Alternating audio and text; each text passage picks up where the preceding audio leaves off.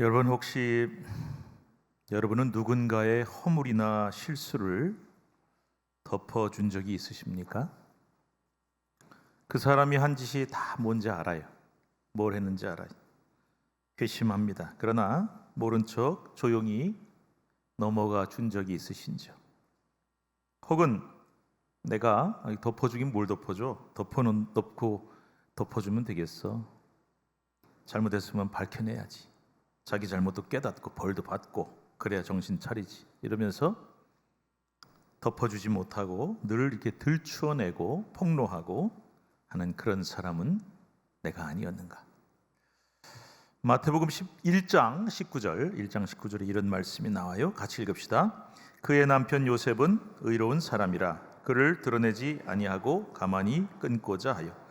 어떤 일이 벌어졌습니까? 구약의 율법에 의하면은 약혼한 여인도 결혼한 여인과 똑같이 취급이 되기 때문에 약혼자가 아닌 다른 남자와 간음을 하면 간음죄로 돌로 쳐 죽입니다. 그런데 마리아가 애를 뱄어요. 내 아이가 아닌 건 분명한데 그렇다면 지금 요셉의 약혼자 마리아는 돌에 맞아 죽어야 되는 상황입니다. 그런데도 요셉은 이를 드러내지 않습니다. 가만히 끊자, 조용히 덮어주자, 파혼만 하고 넘어가자. 결국 이런 요셉의 작은 덮어줌이 마리아가 아이를 낳고 그 아이가 예수님, 그 예수님이 탄생하게 된 배경이 되었죠. 덮어줌이란 것이 이런 것입니다. 물론 누구 말처럼 덮어놓고 덮어주는 건 안 됩니다. 내가 너를 용서하노라 그렇게 해서 되는 건 아니에요. 더 큰 문제가 될 수도 있습니다. 하지만 우리가 살면서 알잖아요. 들춰냄보다 덮어줌이 훨씬 덕이 되고 또 좋은 결과를 낳을 때가 많다. 확률적으로 그렇다는 겁니다. 다는 아니지만 그걸 우리 그리스도인들은 알아야 하는 것이죠. 세상에서 이 덮어주는 것을 제일 잘하는 분이 누굴까요? 하나님 빼고 저는 어머니가 아닐까 생각합니다. 저희 어머니는 아들 넷을 키우다 보니까 엄하기도 하셨는데 굉장히 억세지셨어요. 처음에는 안 그러셨던데 아들 넷 키우려니까 뭐 보통 일입니까? 그런데 저희를 키우면서 몰라서 넘어간 게 아니라 다 알면서도 넘어간 적이 참 많으시더라고요. 나중에 알았어요. 저는 그때 무사히 우리 엄마 속여 먹는데 성공했다 생각을 했는데 나중에 알고 보니까 다 알면서 넘어가 주신 거예요. 여러분 표정이 구체적으로 목사님이 무슨 짓을 했길래 저런 소리를 하나 그런 표정이신데 뭐 부끄러워서 절대 밝히고 싶지는 않습니다만 이실직고를 하죠. 제가 초등학교 4학년 때 국민학교 때입니다. 그때는 주산이란 걸 배웠어요. 젊은 분들 주산이 뭔지 아시는지 모르겠어요. 계산기 같은 거죠. 이걸 배웠는데 어머니가 선생님 갖다 드리라고 이제 월사금을 줬는데 그걸 제가 그냥 싹 떼먹었지 뭐예요. 당시에 쓰던 전문 용어로는 삥땅 친다고 말했습니다. 순전하게도 저는 어머니가 그거를 모르는 줄 알았어요. 모를 수가 없잖아요. 어떻게 그걸 모르시겠어요. 그런데 모르시는 줄 알았더니 그게 아니더라고요. 알면서 넘어가 주신 겁니다. 우리네 어머니들은 자식 키우면서 속상할 일이 너무 많은데 다 그냥 그렇게 넘어가 주고 속아 주고 덮어 주시는 분입니다. 그게 바로 어머니지요. 서울 영세교회를 목회하신 고 김종수 원로 목사님이라는 분이 계세요. 돌아가셨습니다. 이분이 탕자였어요. 유명한 탕자였습니다. 아버지가 목사였지만 기독교 신앙을 버리고 하나님을 떠나 매일 술에 빠져 살았습니다. 밤늦게 집에 술 친구를 데려와 어머니에게 사모님인데 술상 차려오라고 행패를 부리곤 했습니다. 그런데도 어머니는 단 한 번도 아들을 원망하지 않고 눈물만 흘렸습니다. 그러다가 아들이 병이 들어 사경을 헤매게 됩니다. 어머니의 눈물의 기도로 아들은 생명을 건지게 됐고 회개하고 신학교 갔습니다. 그런데 아들이 하나님께로 돌아왔을 때 이미 어머니는 급성위암으로 죽어가고 계셨습니다. 아들은 어머니 앞에 무릎 꿇고 용서해달라고 울부짖는데 그때 어머니가 이렇게 말씀을 하시고 숨을 거두셨다고 합니다. 종수야, 괜찮다. 다 모르고 그랬는걸. 어머니가 아들의 허물을 덮어주신 겁니다. 그래서 김종수 목사님은 저도 이분 부흥회를 참석해 본 적이 있는데 평생 다니시면서 뭘 가르쳤냐면 사랑의 천국 방언이라는 걸 가르쳤어요. 우리가 말하기에 따라서 그게 천국이 되기도 하고 지옥이 되기도 하니까 천국 방언이 따로 있다. 그래서 많은 걸 가르치셨는데 그 중에 하나가 바로 괜찮다예요. 괜찮다. 어머니가 자신에게 해준 말씀이에요. 얘야 괜찮다. 다 모르고 그랬는걸. 그것입니다. 여러분, 이게 바로 덮어주는 말입니다. 그리고 이것이 천국 방언입니다. 그런데 이렇게 우리 잘못을 가장 잘 덮어주시는 어머니보다 우리를 더 잘 덮어주시는 분이 계세요. 그분이 누굴까요? 바로 우리 아버지, 하늘의 아버지이신 하나님이십니다. 오늘 설교를 통해서 하나님이 우리를 무엇으로 어떻게 덮어주셨는지 알아보려고 합니다. 그리고 우리는 남들을 어떻게 덮어주어야 할지를 생각해 볼 것입니다. 오늘 말씀을 나누는 동안에 하나님의 따뜻한 손길이 여러분을 고이고이 어루만지시고 세상에서 지치고 상한 여러분을 고이 덮어주시는 소중한 체험들을 다 하시기를 바랍니다. 그리고 나도 누구를 덮어주어야 할 것인가 고민하고 결단할 수 있는 시간이 될 수 있기를 바랍니다. 여러분, 하나님이 우리를 덮어주시는 게 뭘까요? 바로 내 죄와 허물입니다.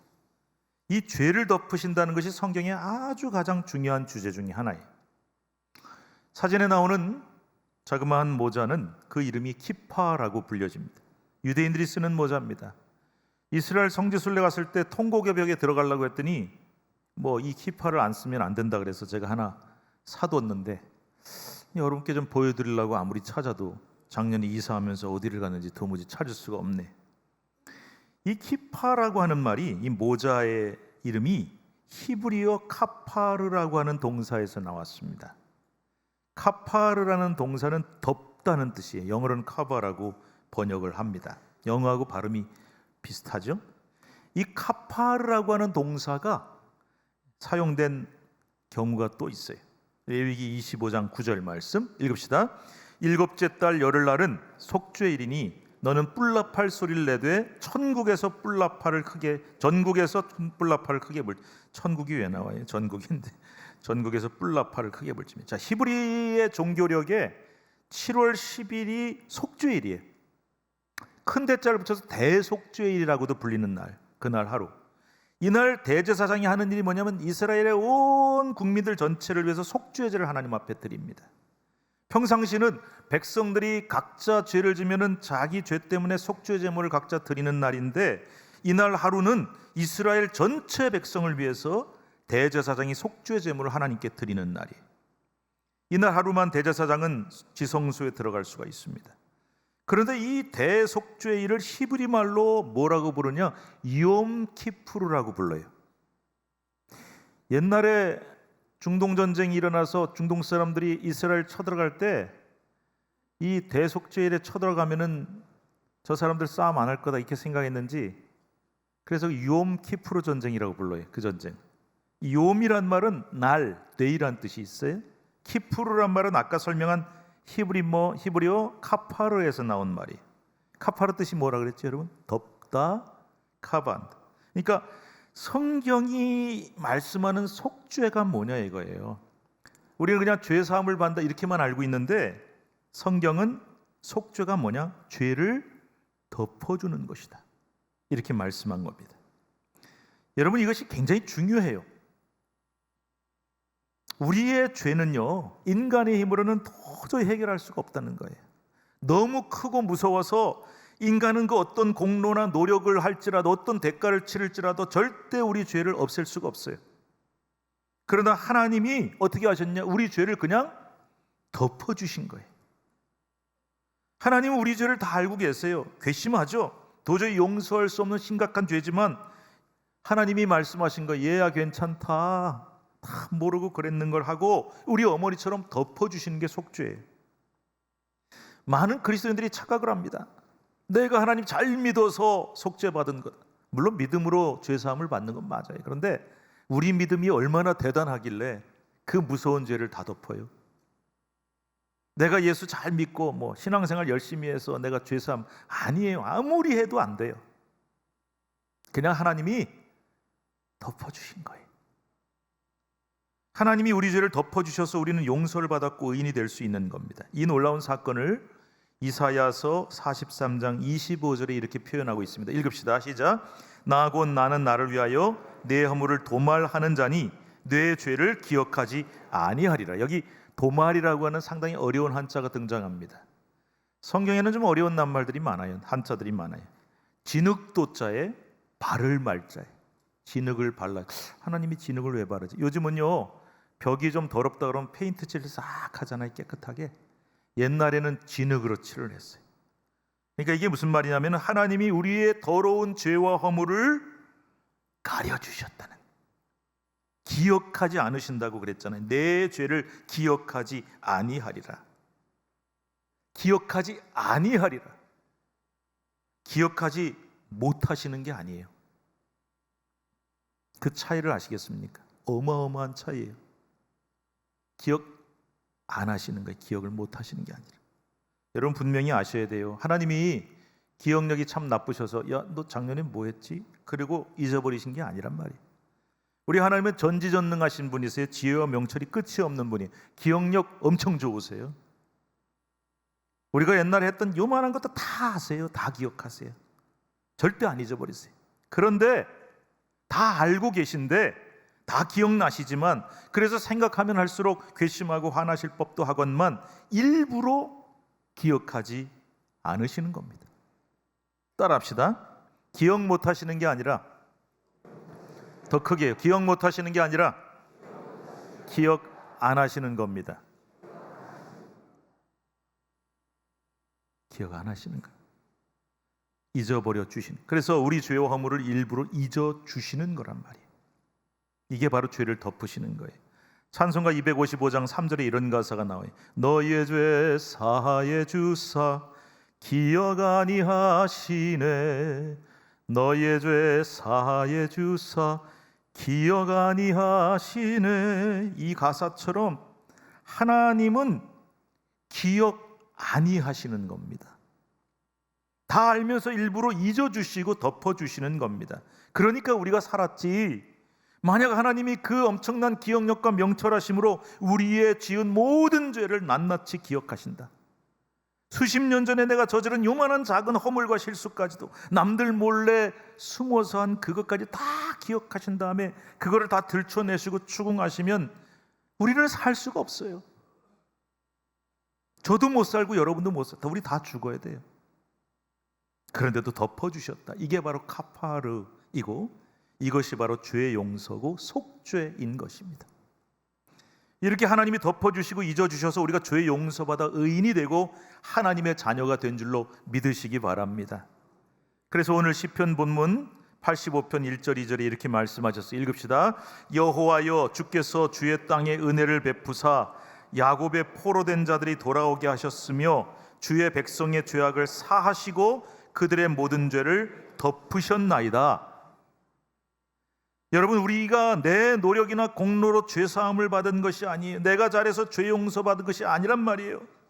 우리는 절대 용서받을 자격도 없고요, 죄사함 받을 만한 어떤 짓도 한 적이 없어요. 우리가 죄사함 받을 만한 행동을 한 게 없어요. 우리 죄가 너무 크고 더러워서 우리가 아무리 애를 써도 절대 내 힘으로는 안 돼요. 그런데도 용서받았으니까 이것은 순전히 하나님의 은혜인 것입니다. 100% 하나님의 선물이며 은혜예요. 그러니까 우리가 할 말이 없는 거예요. 내가 뭘 좀 했으면은 아이 뭐 나도 했는데 우리가 무슨 할 말이 있겠어요. 그래서 입 딱 다물고 그저 뭐든지 하나님 은혜입니다. 하나님 감사합니다. 그리고 살아야 된다는 것입니다. 여러분 꼭 기억하세요. 우리는 은혜로 삽니다. 자, 그렇다면 뭐 우리가 정말 할 일이 없는 걸까요? 하나님이 다 은혜로 해주셨는데, 다 덮어주셨는데 우리는 할 일이 전혀 없냐? 아니에요. 성경은 죄 용서, 죄 덮음을 받은 우리가 해야 할 일이, 꼭 해야 될 일이 세 가지가 있다고 말씀해요.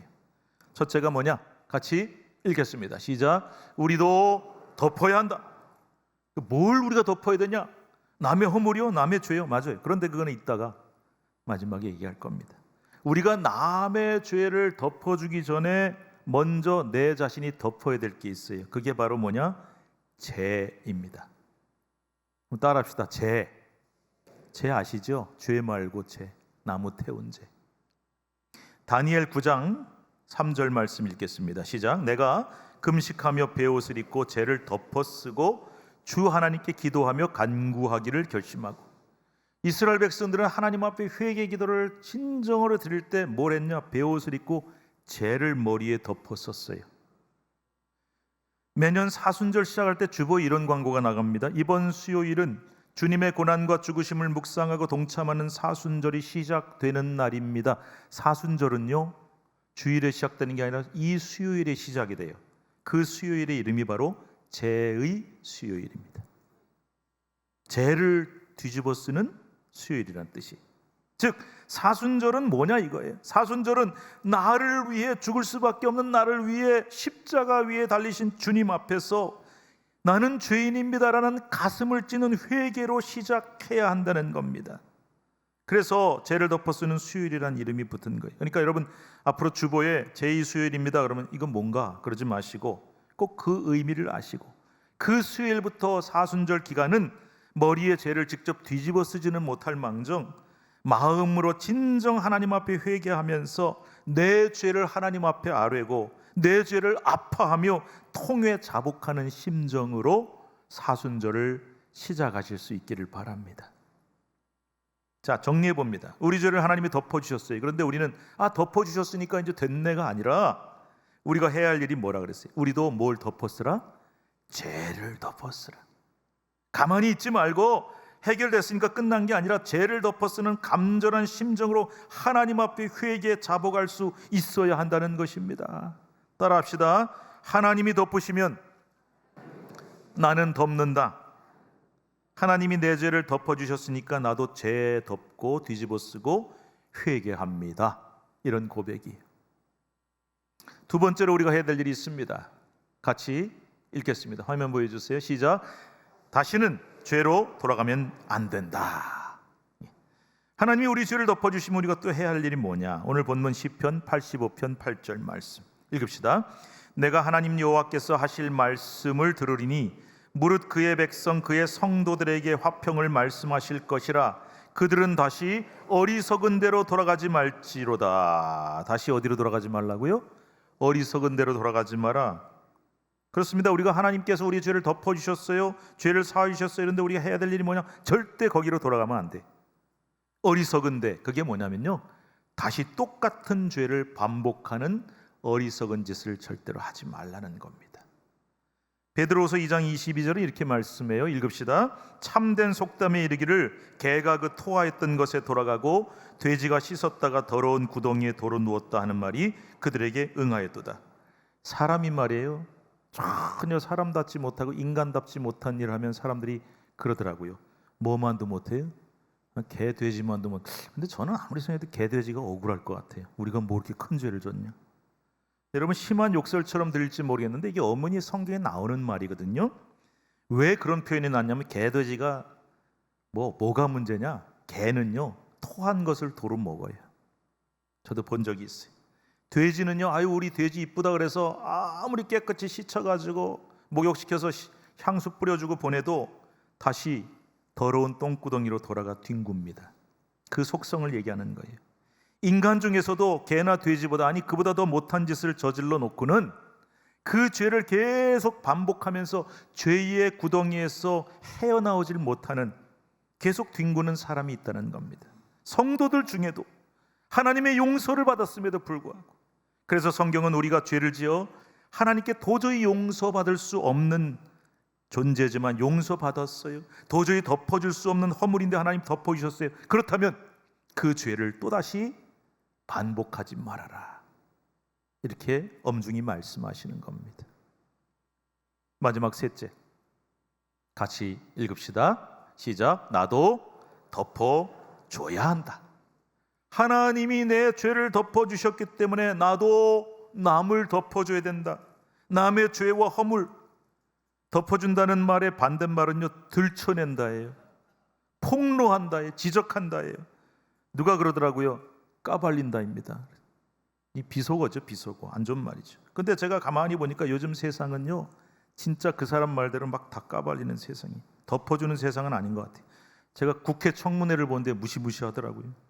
정말 제대로 수십 년 전에 음주운전한 거 다 나오고, 부동산 거래한 거, 위장 전입한 거, 논문 표절한 거, 자녀 학교 다닐 때 학폭한 거, 부인 자녀 사돈 팔촌 있는 대로 다 적나라하게 까발려지는 무서운 자리입니다. 요즘은 그 정도가 아니라 네티즌 수사대가 있어가지고 무슨 일만 일어나면 정말 그 사람을요, 요즘 말로 신상을 탈탈 털어요. 그 중에 물론 가짜도 많아요. 그렇게 털고 낱낱이 들춰내면 과연 살아남을 사람이 몇 사람이나 있을까 싶습니다. 그런데 이렇게 세상은 들춰내는 세상이고 까발리는 세상인데, 그런 속에서 하나님 믿는 사람은 들춰내지 마라, 덮어줘라? 도대체 우리가 왜 그렇게 해야 되는 거예요? 왜 다른 사람들 안 하는 짓을 하고 바보같이 손해보는 짓을 하라는 겁니까? 이유가 있어요. 그것은 하나님이 죄 지은 사람, 실수한 사람, 허물 많은 사람을 덮어주셨기 때문이에요. 그 사람이 바로 누구냐? 납니다. 저 사람의 죄와 허물이 아닌 내 죄와 허물을 덮어주고 잊어주셨기 때문이에요. 그러니까 나도 너를 덮어줌으로 하나님의 사랑을 실천한다면 그 덮어줌은 놀라운 결과를 가져올 수 있다는 것입니다. 그 결과가 뭐냐? 변화입니다. 한번 따라합시다. 변화. 사람들이 이렇게 생각해. 내가 저 사람 용서해주면 저 사람 변화되겠지? 맞아요. 그런데 그 사람만 변화되는 게 아니라 우리가 모르는 게 하나 있어요. 덮어주는 내가 더 변화가 돼요. 빅토르 위거의 소설 레미제라블에 보면 굶어 죽어가는 조카를 위해서 빵 한 조각 훔쳤다가 총 19년을 감옥에 살다 나온 장발장이라고 하는 주인공이 등장하죠. 가석방이 되었지만 온갖 냉대를 받으면서 증거심만 가슴에 부글부글 끓어오르는데 미리엘 신부의 배려로 성당에 잠깐 얹혀 지내게 됩니다. 그런데 그만 신부님의 사랑을 배신하고 신부가 아끼던 은 접시를 훔쳐 달아났는데 얼마 못 갔어요. 경찰한테 잡혀서 죽도록 얻어맞고 성당으로 도로 끌려옵니다. 경찰이 미리엘 신부에게 말하죠. 신부님, 이놈이 신부님 은 접시 훔쳐 도망가는 것을 저희들이 잡아왔습니다. 이 은 접시가 신부님 거 맞지요? 그런데 미리엘 신부가 뜻밖의 말을 합니다. 예, 그 은 접시가 내 거 맞습니다. 많은 그거 저 사람이 훔쳐간 게 아니라 제가 선물로 준 겁니다. 여보게, 난 자네에게 이 은촛대도 같이 줬는데 왜 안 가져갔는가? 그날 밤 장발장은 울고 또 울었습니다. 미리엘 신부의 용서와 사랑이 세상을 증오하며 마음에 분노만 가득 차 살던 장발장이란 인간을 변화시켰어요. 죄인 장발장이 성실하고 정직한 사람, 남을 돕는 사람으로 거듭나게 됐습니다. 변화. 이것이 바로 덮어주면 놀라운 힘입니다. 혹시 여러분 오늘 설교 듣다가 떠오르는 사람 없으십니까? 바로 그 사람이 여러분이 덮어줘야 할 장발장입니다. 하나님이 내 10,000달란트의 빚을, 내 죽을 죄를 덮어주시고 잊어주셨으니까 우리도 100데나리온의 빚진 자를 덮어주고 잊어줘야 한다는 것입니다. 그런데 여기까지만 하면 내가 용서해준 그 사람이 변화되는 거 다 아는 얘기죠. 참 신기한 것은 용서하는 내가 더 변화가 됩니다. 용서 절대 쉬운 일 아니에요. 잊는다는 것은 참 어려운 일입니다. 저도 안 돼요. 제가요, 가만히 보니까 되게 기억력이 엄청 좋은 사람인 것 같아요. 용서해야지 하는데 세월이 가면 잊어지는 게 아니라 더 새록새록 떠올라요. 점점 더 분노도 나고 속상. 기억력 엄청 좋습니다. 여러분은 안 그러십니까? 왜 나한테 잘해준 사람은 별로 기억 안 나는데 나한테 조금 아픈 준 사람은 그렇게 계속 떠오르는지. 우리 모두가 그렇습니다. 자, 보세요. 저 사람이 나한테 무슨 짓 했는지 뻔히 알아요. 그 사람이 나한테 준 상처 절대 못 잊는데 그걸 잊자고요? 안 되죠. 불가능해요. 그래서 잊기는 힘들기 때문에 잊어지지 않지만 잊어주자는 겁니다. 우리 어머니가 그랬어요. 못 잊어요. 사람은 잊을 수가 없어요. 근데 잊어 주는 겁니다. 우리 하나님 아버지처럼 다 알지만, 다 기억나지만, 새록새록 떠오르지만 그냥 잊어 주는 것입니다. 잘 안 되지만 그렇게 해주는 거예요. 그렇게 해야 합니다. 왜? 그래야 변화가 일어나고 그래야 해결이 되기 때문에. 지금까지 힘들지만 나한테 죄 지은 사람도 좀 잊어 줍시다. 절대 못 잊겠다고 하신다면 그냥 잊어 주십시오.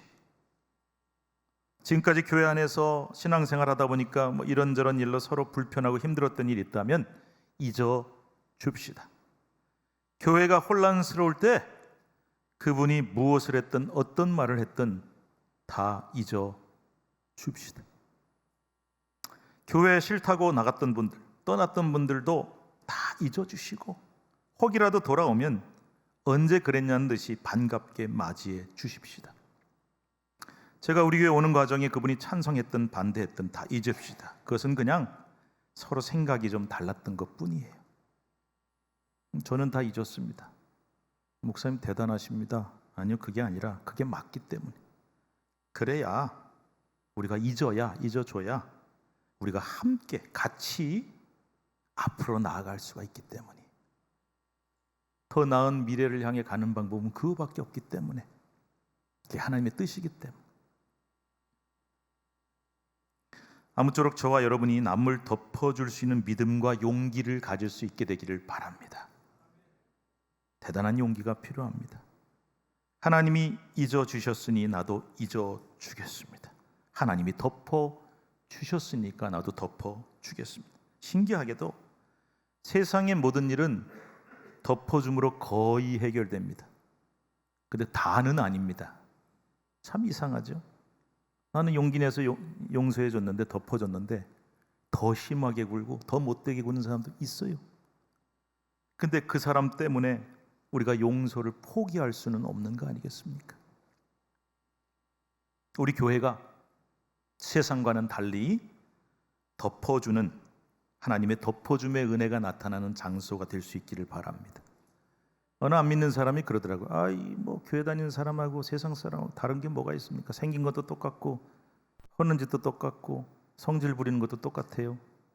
예, 같을지는 모르겠어요. 그러나 그래도 교회는 덮어주는 곳이야 라고 말할 수 있으면 좋겠습니다. 그것은 바로 우리가 믿는 하나님은 사랑이시기 때문입니다. 마지막으로 베드로전서 4장 8절 말씀을 읽고 마치려 합니다. 무엇보다도 뜨겁게 서로 사랑할지니 사랑은 허다한 죄를 덮느니라. 기도하겠습니다. 하나님, 참 용서하고 덮어준다는 게 많이 힘든 일이라고 하셨습니다. 아니, 불가능한 일이라고 하셨습니다. 그런데 하나님이, 예수님이 그 불가능한 일을 나에게 해주셨습니다. 하나님은 사랑이시기 때문에 사랑의 힘은 허다한 죄를 덮을 수 있는 능력이 있고 저 사람을 변화시키고 그보다 더 중요한 내 자신이 변화되는 능력이 있다고 하셨습니다. 주님, 힘들지만 덮어주게 하시고 잊기는 힘들지만 잊어주게 하시고 용서하기 힘들지만 용서해 주게 해주십시오. 그럴 때 변화가 일어나고 교회는 세상과 다른 곳이 되고 우리 믿는 사람들의 가정은 세상의 가정과 다른 곳이 될 줄로 믿습니다. 하나님이 나를 사랑하셔서 이 불가능한 일을 해 주셨으니 나도 할 수 있는 용기와 믿음을 주옵소서. 예수님의 이름으로 기도드립니다. 아멘.